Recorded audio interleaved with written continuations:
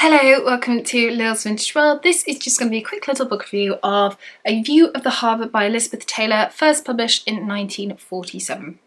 So this book, if you can't tell already by the wonderful, beautiful cover, this book is set at a harbour in a little village, kind of harbour town. And a painter called Bertram comes to stay. Now, that's quite usual for the time. It's a beautiful harbour, lots of people like to come and visit it, lots of people also like to paint it. And through Bertram, we meet this whole host of characters that live in this village and how they interconnect with each other through relationships, through friendships, through hate as well.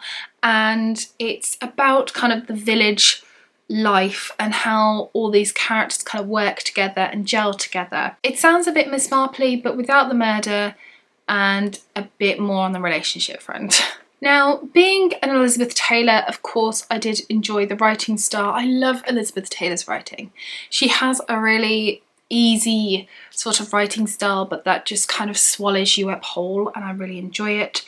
I definitely prefer the later half of the book because the problem that I overall had with this book, if I had a problem, let's say, was the fact that there are so many characters. And at the start of the book, of course, we're slowly introduced to each of them, and it just gets a little bit confusing.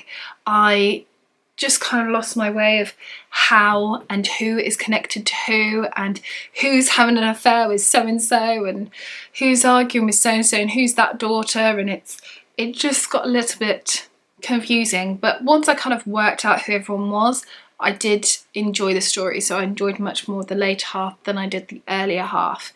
It's a book that I think on reread will be better than the first time that you get through it, because the first time it just felt a little bit heavy.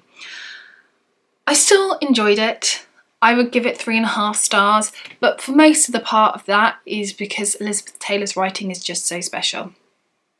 So yeah, that's how I felt about A View of the Harbour, which you might think is a bit of a shame because this is one of her more famous works, which I can see why, but it just felt like lots of things were happening, but nothing was really happening, if that makes sense. It's not a big, huge plot line. It's just all these different characters and how they're kind of connecting together through village life. And usually I really, really enjoy that, but I just got a bit confused. So yeah, that's how I felt. I gave this book 3.5 out of 5 stars, which, you know, it's still good. Just not one of my favourite Elizabeth Taylors, but yeah. So I hope you enjoyed this review. Let me know what your thoughts of A View of the Harbour are if you've read it. If you haven't read it, is it one that you're wanting to pick up soon? And I shall see you soon for the next video. Bye!